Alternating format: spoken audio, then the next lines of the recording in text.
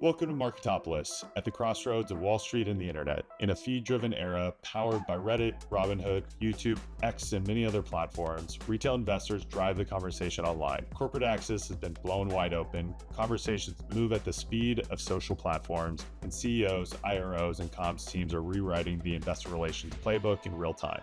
I'm Matt Joanno, CEO of Stakeholder Labs. Each episode, I talk with public company CEOs and top operators to uncover fresh strategies for communicating and competing in today's markets. Whether you hold a single share or just love the story, you'll take away practical lessons for navigating modern public markets. This is Marketopolis. Let's get into it. Before we begin, please note that this conversation may include forward-looking statements. These statements are subject to risks and uncertainties, which are described in the company's SEC filings and investor relations materials. The views expressed in this discussion are solely those of the guest and do not necessarily represent the views of the host or the show. This discussion is for informational purposes only and should not be taken as investment, legal, or tax advice, nor as a recommendation to buy, sell, or hold any security. You should always consult with a qualified financial advisor or tax professional before making investment decisions. The host and guest disclaim any liability for losses that may result from reliance on this discussion. Remember, all investing involves risk, and past performance is not a guarantee of future results.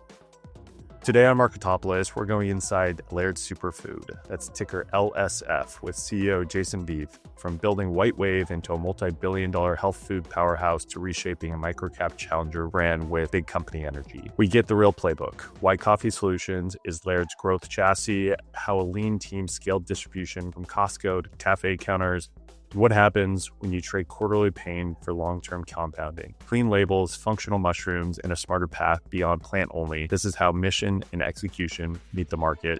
Let's get into it. This is Marketopolis. All right, Jason, welcome to Marketopolis. We're excited to have you on our show. Would love to kick off with just a brief background on the company. What is Laird Superfood?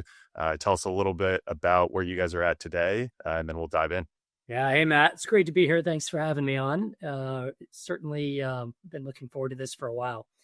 So Laird Superfood, I'll give you the background on Laird, and I'll give you a little bit of the background on me and how I ended up here as well. So Laird has been around for just around 10 years now. The company was incorporated 10 years ago. Didn't really start selling until a year later. So we'll be celebrating our 10th anniversary next year. It was Congrats. really exciting. Thanks. It was really born out of the diet that Laird and Gabby, Laird Hamilton, Gabby Reece, his wife, were already enjoying in their home for decades before that. And their diet was really a culmination of expertise of a number of very good friends of theirs that are in the medical as well as the training and overall influencer community, the people that we all turn to for advice, now and today.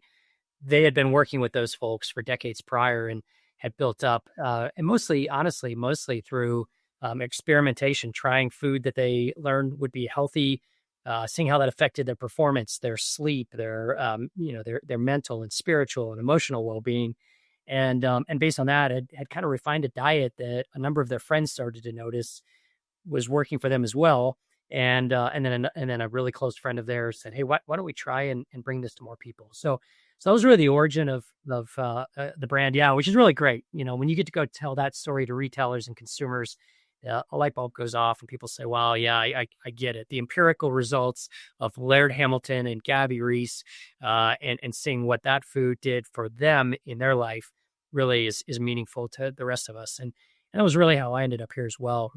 This for me is really a labor of love also. Being, and I'm fortunate enough to be able to lead the company, but I've always been a healthful leader. I've been in the endurance sports world for decades myself, biking, running, etc. And so when I first tried the product and realized, I could go for a 10-mile run on nothing but a couple of cups of coffee, really, for me, that triggered that this was a pretty exceptional food. And it was the creamer and the slow release of those fats that did it. So I ended up here after about 20 years in the food industry. I came out of the consulting world. Originally, I worked at Accenture, and then I worked at Boston Consulting Group, or BCG, across a number of different industries. And and that really let me cut my teeth in, everything from fast-moving consumer goods in the U.S. and Europe to biotechnology here in the States. I got to work with the private equity arm of the Sheikh of Abu Dhabi, for about a year, developing economic policy. So pretty cool, interesting things. But really, when I said, what do I want to do? What do I really care about? What am I passionate about? It was food. And so I came back from Europe, joined White Wave in the formative years where we were really putting that business together. And, we acquired Silk and Horizon and Earthbound Farms and Vega and Wallaby and over in Europe, Alpro and a bunch of other brands, and built an over $4 billion health food business, really one of the largest and first of its kind, and took that public through a spinoff of Dean Foods, and ran that for a few years before selling it to Danone. And coming out of there, I ran a number of different groups within that. I ran strategy and business development. I started the international business. I created an innovation group. Eventually, I launched a yogurt platform and ran that. And coming out of that, I said, what do I really care about? What do I want to do? And it was go continue running businesses. And so I ran a business, Lifetime Fitness, again, a labor of love or my passion. I had met Bahram Akradi, the founder and CEO of Lifetime, and got to know him and really appreciated his vision for that business and really creating, a healthy way of life company. It just fit me really well. And so I worked with Bahram reinventing the restaurants within each Lifetime, and was really passionate about that. Loved doing it for a couple of years, but I had the opportunity then to go join up, starting up Poppy, which became one of the larger soft drink launches in recent years. And then to go to Sovos and put together a few businesses and IPO that in kind of a White Wave 2.0, where we took Rayo's pasta and Noosa yogurt and Michelangelo's and a couple of other brands and brought those to market in 2020. And that was about when Laird also IPO'd. That was a team that brought that out, but they came to market about the same time. And it was a little bit of a plant-based frenzy at the time. That it was a really successful IPO, and then the business had to be managed from there, which created some new challenges and opportunities, and created a window for me to come in and become a part of this journey. I love that because there is such an evolution, and it does, in retrospect, I'm sure at the time, it wasn't always an obvious path, but it feels like everything you've done has brought you to this point. Maybe going back a little bit before we dive into Laird, working at various types of companies, private and public, what was the biggest difference in operating a company when it's private versus being at one that either goes through an IPO when you're there or is already public as a company? Yeah, it's a great question, Matt. I think about that one a lot because there's a certain amount of pain that comes with being a public company, and you need to be able to kind of carry that pain on a quarterly basis. It obviously heightens toward the close of each quarter with all the reporting requirements and everything that we need to go through. But there's also a freedom that comes with that as well. We have the ability to go directly talk with the market through various conferences, but also directly through all of the reporting that we do and the conferences that we or the reporting discussions that we have coming out of every quarter. And so it's kind of the differences, if I think about it, are you're always visible. There's much more visibility when you're in the public eye, or at least it feels that way. The spotlight shines a little bit brighter, a little bit hotter, and so we're probably a little bit more cautious. We need to be careful with some of the announcements that we make, et cetera. Whereas in the private, when you're kind of conducting business in the private market, it seems like you just have generally a longer time horizon. You don't have the quarterly pressure, and so you're able to make longer term decisions more freely without as much active engagement and follow up. So the impetus is on us as a public company, especially a small public company, because our quarters are not easy. We have, I'm sure talk about this, we have only a few true customers because a lot of our sales are going through distributors. And as a result of that, you can get some chunkiness, whether an order comes in at the end of a quarter or the beginning of the next quarter really makes a big difference. And so you got to kind of manage your way through that, keeping an eye on the long-term prize and making sure that you're making good decisions for the business. So I don't think it's any more. At the end of the day, it's really marginally more work, I suppose, a small amount more work, but it is a lot more care and attention to the quarters than what you ever have to think about otherwise. Fast forward to Laird Superfood. How'd that come on your radar? I'm sure you knew of Laird and Gabby, like legendary athletes in their respective domains. How did it come on your radar? How'd you make that decision? What really was that aha moment of, yeah, I want to jump in this seat and be a part of this journey? Yeah, well, I knew that I wanted to be a CEO, and so I had that in the back of my head. It was an itch that I wanted to scratch. I wanted to be able to really create and drive the strategy, build my team, and really be able to kind of take the helm of a business I believed in. So that was hanging out there at the time. I was running half of the Sobos business, and really enjoyed what I was doing. We just IPO'd. We're in a great spot. And so this came up a couple of times. There was a search that was underway through an executive recruiter, and I kept saying no. And then it kept coming back around, and somebody else would recommend, hey, you should really talk with Jason. This is exactly who he is. And he loves everything about, kind of this health, wellness, fitness, nutrition, performance platform that Laird and Gabby are building. And so it probably took 4 or 5 calls from the same recruiter, calls in before I finally chased back a little bit. And even then I was really, I was very cautious and skeptical, just given the size of the business, being in the public markets. There are some challenges there, as we just talked about. But then I met Laird and Gabby. Of course I knew who they were, as you said, Matt. But when you meet them and you have a chance to sit down with them and talk about what they care about, and you'll hear things like, hey, this business came out, it was a rocket, it shot up to $500 million early days of the IPO. They didn't sell a share. They don't really care. Their conviction is so strong around what they're building and their desire to help feed people better food and to change health and medicine from the inside out. That you don't have to sit long with them before, at least for someone with the passions that I have, to realize this is a train that you want to ride, and that's what happened. So I guess getting into working at Laird now, and the internal culture, you have this focus on health and wellness, and there's this athlete component to it. So what's it like to work at Laird Superfood, and then relatedly, what's a day in the life of the CEO of Laird Superfood look like? I'm curious, like, are you doing any of the infamous Laird and Gabby workouts? Are you in the pool lifting weights? Like, what does that look like on a daily basis? Well, I could tell you, I'm not doing it on a daily basis, Matt, or I'd probably be literally dead at this point, because it's so intense. It is a lot of fun when you get to go work out with them, but you need a couple of days to recover afterwards.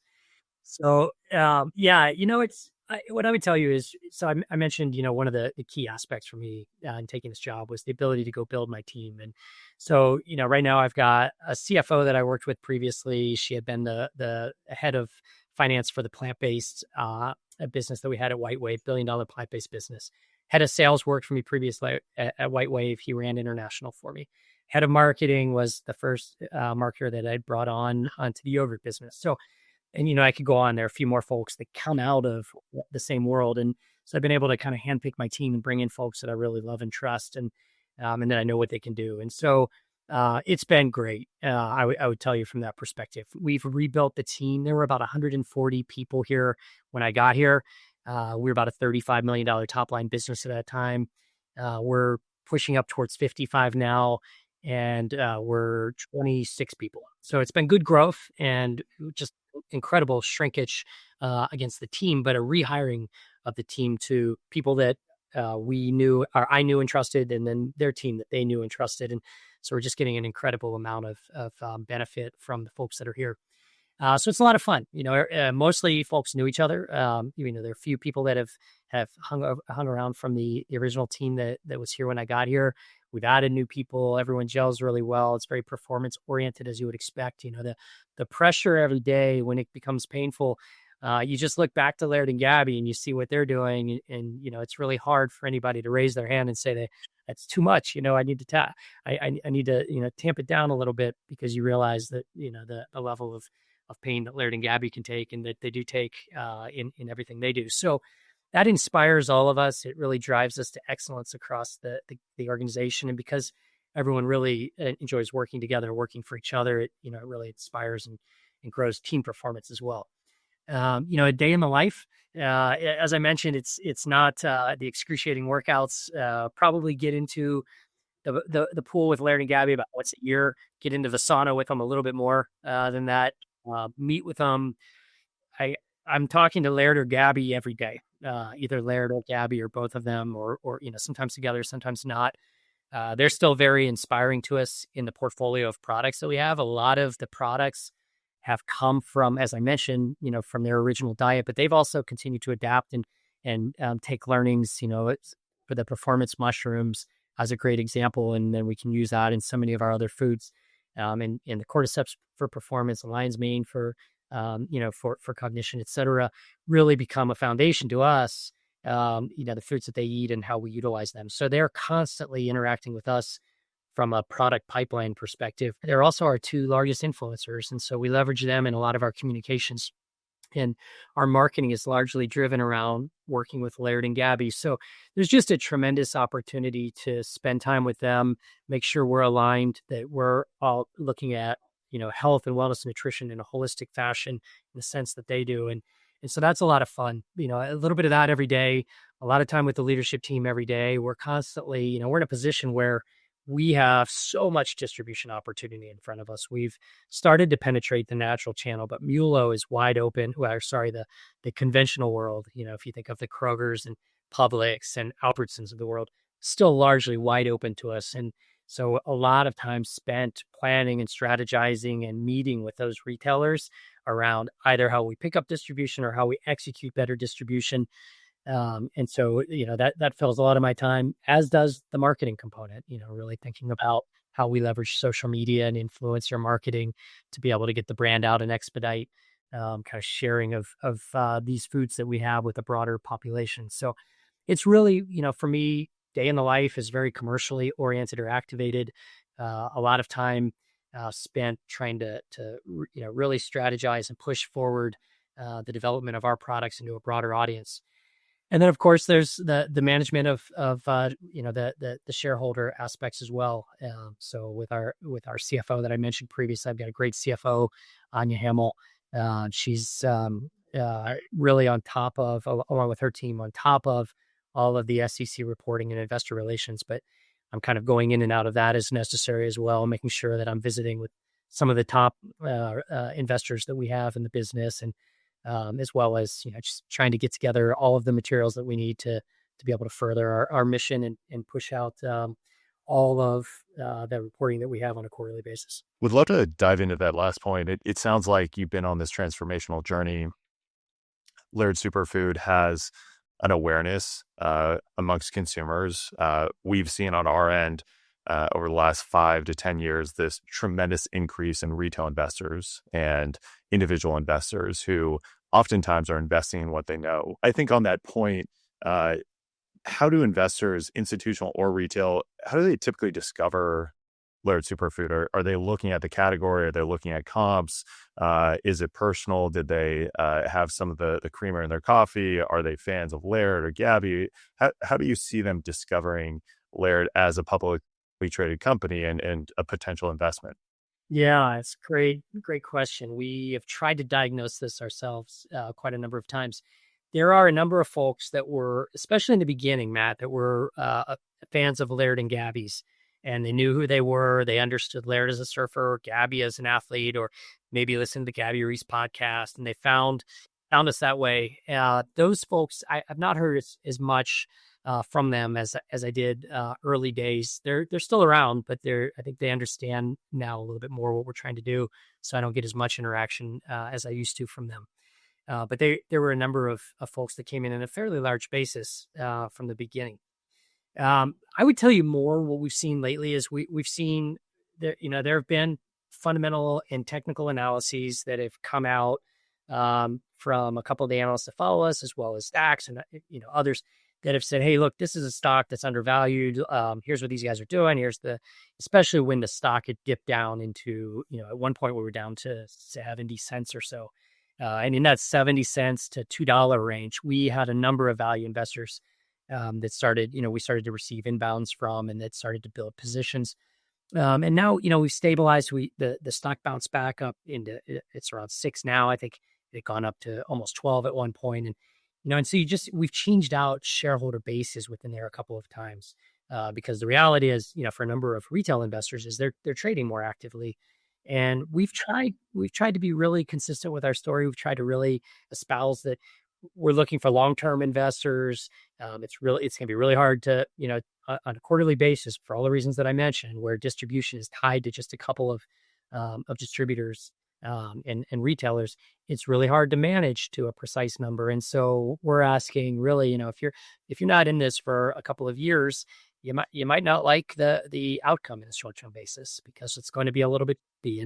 And that's also the nature of being a thinly traded micro cap stock that's largely held by retailers. It's going to happen anyhow. So I don't know. I think we're kind of building and rebuilding that base. You're seeing now, and we're getting more institutional interest, more inbound discussions, and so we just consistently try and tell that same story, that we are a multi-year story. We have so much distribution in front of us. We have the best food. When you look at our food, you turn over any of our products, you're going to see a very small number of ingredients, and you're going to see every ingredient on there should be something that we don't use. We don't use anything artificial, of course. We don't use fillers or gums. We don't use any natural flavors, because natural flavors aren't actually natural, right? You start with a natural flavor or a natural product, and then you extract the flavor using petrochemicals, and then the petrochemicals take a ride with that flavoring into the food. So, all of these, our food, all these things that we avoid just give us the absolute best food that you're going to find at any grocery store. And we know over time, all the trends are going that direction. You see it happening now with a more accelerated movement in the last year. And we just think we're perfectly positioned. We have so much white space in front of us for investors that want to come along on a multi-year journey. We think that we offer just an exceptional opportunity. What do you feel like you've been able to bring from previous experiences, maybe at Sovos, into this seat? And then what's different? Obviously, different scale, different market. But have you taken these lessons from being a part of a public company in the past, or several, into the Laird Superfood seat? Yeah, I love that question. We actually were having a meeting on this today with the executive team. So, what we've really tried to do is kind of bring the best of bigger companies to a small company, and make it the best of big companies executed in a lighter fashion. So I'll give you an example. We run a 3-year strategic growth plan process. We run it every year. We build a 3-year plan, that looks forward. Hey, what are we going to get done over the next 3 years? From that, we cut down the 1-year annual operating plan. And out of that comes the financial model for that year. We tie our annual objectives back to that. And then we have our half-year priorities that we manage against that. And then we, basically manage the year through those half-year priorities, leading into the full-year objectives, to the algorithm, back to what we said we'd get done in the first year, and how does that fit with it. So, it becomes kind of an up and down management cycle. That's the same thing we used back at White Wave, back at Sovos. I built it for White Wave, and then I transported it to Sovos, and now we brought it here as well. But we put a really light touch on it because we're a much smaller team. We don't have the same resources as we had previously. But that's what makes it fun also, and exciting. I get to wear a lot of different hats. The whole team gets to wear a lot of different hats. I'll give you an example of that as well. I'm the CEO, but I also run HR. I also run IT. I was, until recently, leading our quality team. So, and that's what I expect of each one of our team members. And so, for the folks that want to be in a fast-paced, dynamic environment where they get to really flex muscle across a number of different dimensions or functions, I don't think there's a better value prop within the industry. And that's really a function of being small and nimble and kind of action oriented. But at the same time, we have those controls that are coming in from a bigger company that allow us to make great decisions to plan for the future. Yeah, the best of both worlds. What's more challenging, running IT or HR? That's a great question there. I think if you asked me in the past, I would have said those are two functions I would never want to be a part of for different reasons. But the HR side is nice. It forces you to just stay a little bit closer to your employees and know a little bit more about them, which creates its own interesting dynamics. But I think we're such a small company, and we put everything out. Everybody wears. I always tell them, just speak straight, wear it all on your sleeve. But know that it's never personal, but we need to challenge each other. We need to be honest and direct. And that's really what we built the culture around. So the HR side is actually a lot of fun. I'd probably lean into that side as being better. Talking about kind of operating a public company, always curious how CEOs are tracking their stock's progress. Are you getting an email report every day? Do you have a third party that's sending it to you? Do you have just your Apple stock or your Robinhood app? Always curious. Maybe it's different at Laird Superfood versus previous lives, but how do you kind of track those metrics on a daily or weekly basis?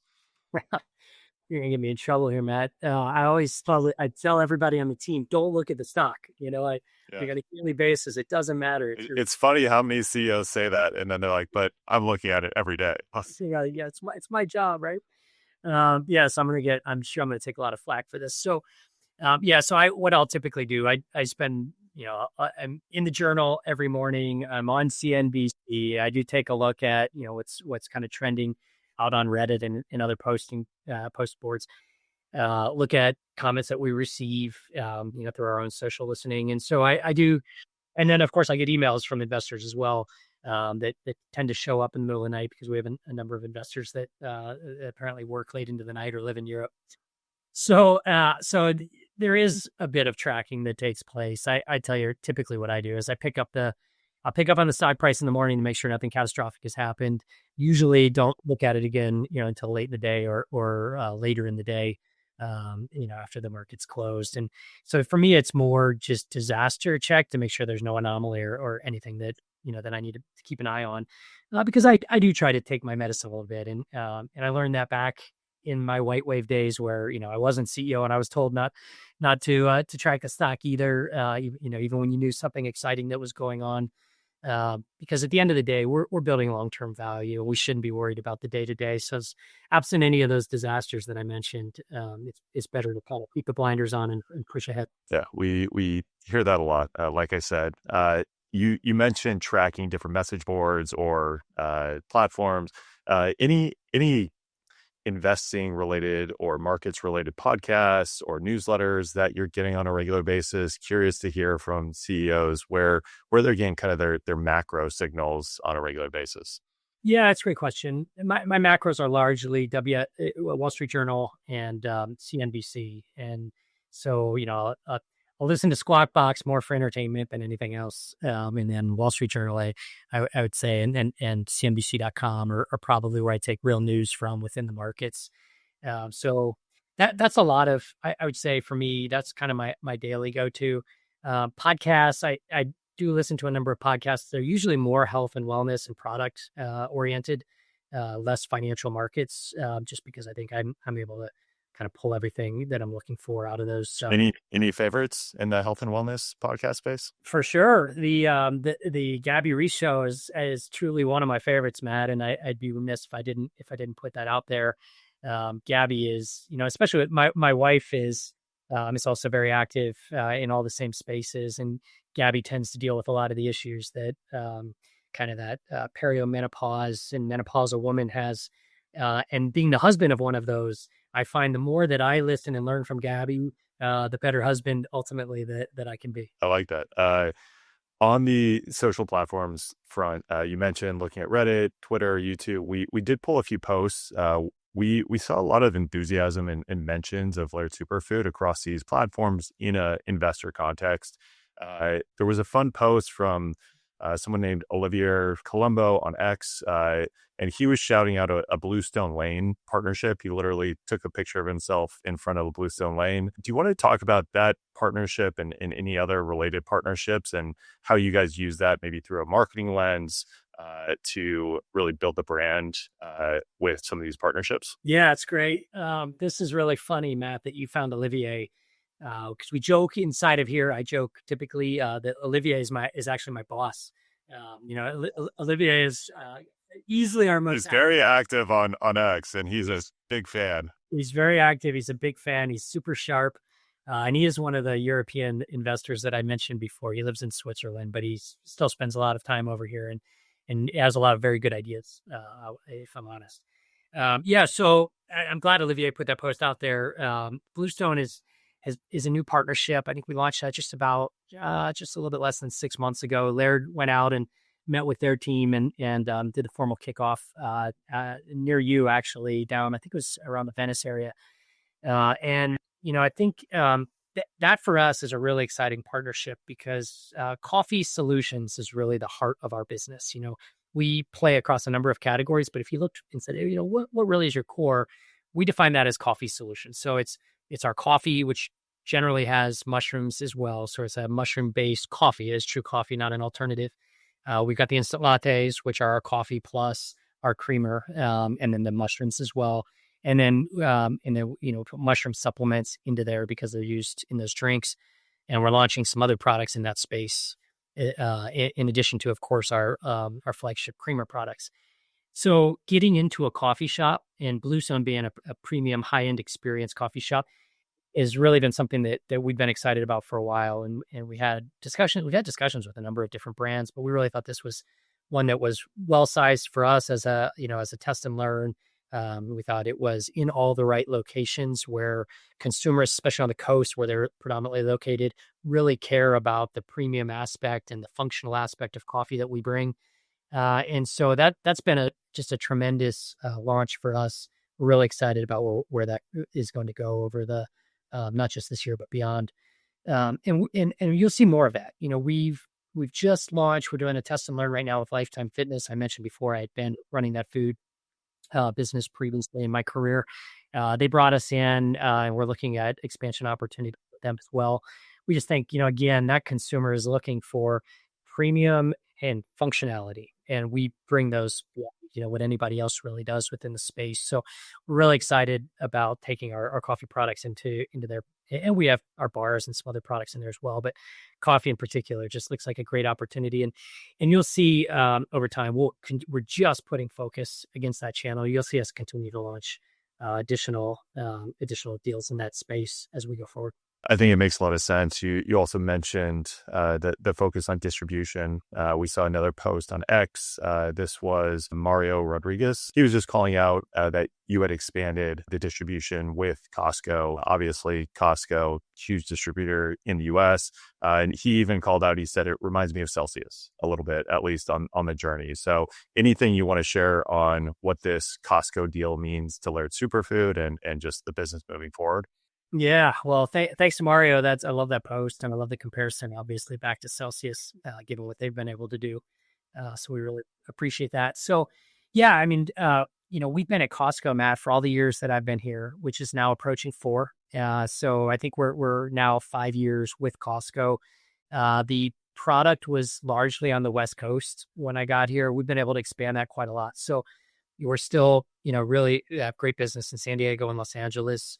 Our Hawaii clubs turn faster, maybe because of Laird Hamilton's brand awareness, his own personal brand awareness in Hawaii, but just turn at an unbelievable rate. And, and this up and down the coast, all the way up into the Pac Northwest, really great coverage on that creamer product. And we've taken it now. We announced that we are in the Southeast. We expanded that distribution just a few months ago, and that's been a really great addition. We're seeing a great pickup in the Southeast, not only in the Costco buildings, but also in our DTC and Amazon sales in those regions, by virtue of what I call kind of that billboard effect that Costco gives you.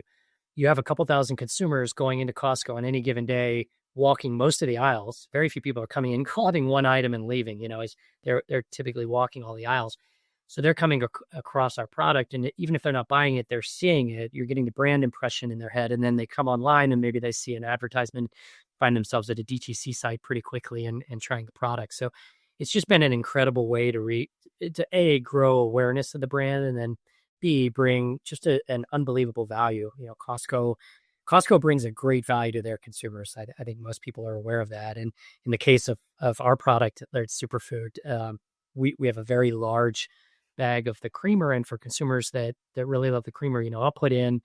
I'm a very heavy consumer, as I mentioned. I can go for 10-mile runs with 2 cups of coffee because of the fats that are going in through the creamer, and they're slow releasing, but you can't put in a small amount, and you really turn a coffee into a latte. And as people learn that behavior, I think they find 2 pounds they go through really quickly, but the value's incredible, and it really is a great introduction to the brand to so many consumers. I'll have to try that this weekend on my long run. On that point around the shelf space and shelves acting as billboards, curious, how much are you testing other products personally, trying things? Obviously, you're consuming your own products on the regular, but I'm curious, especially as we have this proliferation. You've mentioned Costco, but you can go to a Whole Foods, and this shelf space is so valuable. Or in LA, we've got Air One, and that feels like it's just the bleeding edge of what's next.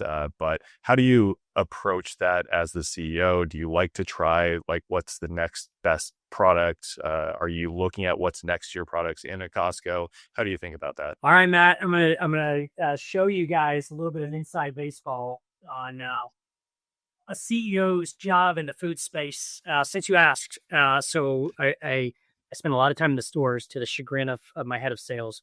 So every time we're in there, you're calling him about what you're seeing and asking him why he's not doing more. Uh, and we have great relationships, so he shoulders that really well. But we were in there together yesterday, and I got a bag this large, it's like a Halloween bag of candy. Literally like Halloween. Yeah. It really is. Yeah. You can see it's like all these other bars of various brands that we found, and we're trying all their food because we need to be able to compare it back. At this point, we have 6 bars that we think are great tasting products, but we see a real opportunity to expand the flavors. So we're working on that right now. And so the hardest part maybe is you have to eat a lot of food, a lot more food than probably your body wants to consume in a day, and oftentimes food that you would not want to consume otherwise. So maybe that's not my favorite part, but it is a really important part, and you have to keep up with what's going on. As you say, look to those market leaders, which has traditionally been the natural markets. So Erewhon, I would say, is first and foremost at this point in terms of cutting edge food concepts. But Whole Foods, Sprouts, and the rest of the natural channel generally are carrying an assortment that you need to make sure that you're really staying up on and spending time consuming and understanding consumer sentiment back to it. There's so much changing right now. GLP-1 is, even for the health food industry, is really redefining how people need to eat. They need clean protein. They need more protein. They need and are really avoiding sugars and carbohydrates. And so it's really important to stay up on those trends. And you see that not only through consumer interactions that you're doing and asking consumers what's next, but going to the store and seeing what's really working and turning. Are you allowed to share your favorite non-Laird Superfood brand out there on the market from a like bar or mixer standpoint? Yeah, I'll tell you. We're talking about this today. I don't know if you've tried the Prima bar. It's pretty solid. It's grass-fed protein, very clean bar, no seed oils, no refined sugars, collagen based bar with tallow as well. And so this is, for me, a very good clean eating bar on trend. And it's interesting, it's something that we would have said in the past. We'd say, wow, we really like that bar, but it's not something Laird Superfood would do. We were a vegan brand for a long time. And if you know the consumer market within the US and really around the world, I mean, vegetarians are maybe 10% of the total population, true vegans, and my wife considered herself a vegan, but she ate bacon. So there aren't many true vegans, true vegans are like 2% or so. And so we've been playing in this 10% and under, and we get people that would come in as omnivores and eat our products, but we're really seeing an opportunity to move into the dairy-based, potentially even animal-based protein and health food, superfood space. So we're going to have our first dairy-based launch coming up. So we're really paying attention now as well to the kind of that animal-based protein market.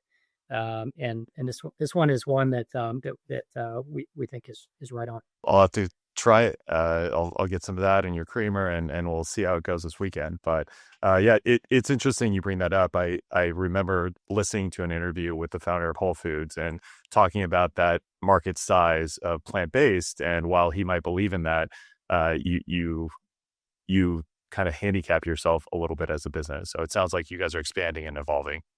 Yeah, that's exactly right. We've been playing well in the 10%, but we see the 90% as a big opportunity, and it's true to our values. Laird and Gabby are not vegetarians; they're omnivores. They eat high quality, good for you foods.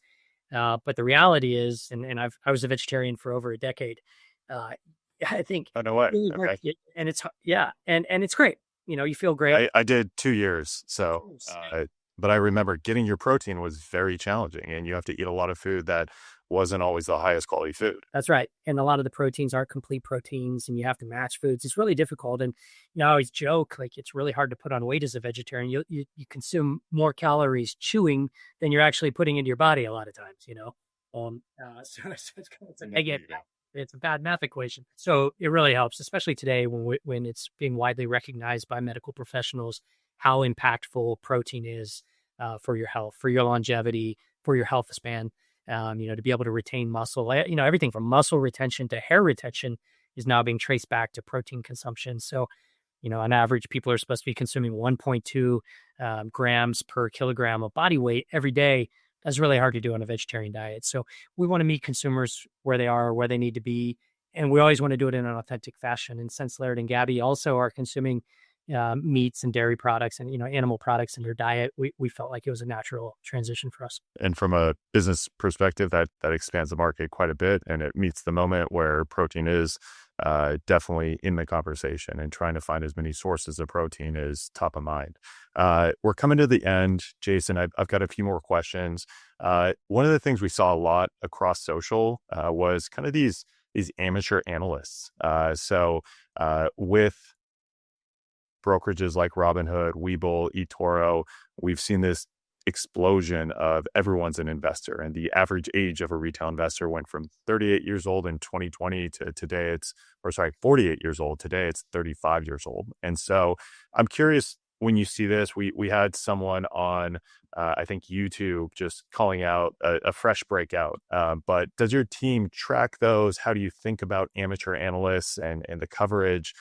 Maybe with Laird Superfood today, but also going back to your previous roles at other publicly traded companies. Yeah, Matt, I am, literally shocked by the level of analysis, the details that are incorporated, and the models that a number of these folks that we call amateurs are able to put out, and super impressed, as you mentioned, the age down of these investors. It's not, no longer do we have, day traders sitting at home downstairs, just kind of following momentum. There are sophisticated models being built by a number of quote unquote amateurs, and we're incredibly impressed. And we do get, we'll be fed back emails, or contacted folks call in to talk to Anya or me, and to share their thoughts and insights. And most of it we can't comment on, but we're always kind of blown away by what we see and hear.